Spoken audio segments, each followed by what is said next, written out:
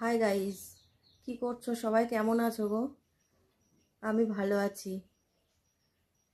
তো দেখো, এখন 10টা বাজে। একটু আগেই উঠলাম। উঠে আমি রান্নাঘরে গেলাম, আর আমার ছেলে আজকে বিছানা তুলে দিয়েছে। দেখো কত সুন্দর পরিষ্কার পরিচ্ছন্ন করে বিছানা তুলে ঝেড়ে টেরে দিয়েছে। তো চলো দেখি কি রান্না করছি, আমি দেখাই তোমাদেরকে।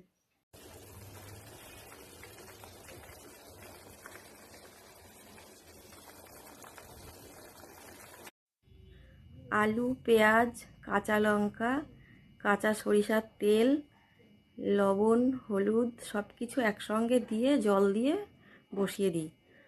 তো এটা আমার খুব ভালো লাগে, আমি তো খুবই ভালো খাই। আর কালকের তরকারি রয়েছে আমার ফ্রিজে, মাংস আছে, মাছের ঝোল আছে, দানা কলা চচ্চড়ি রয়েছে, সেই জন্য আর বেশি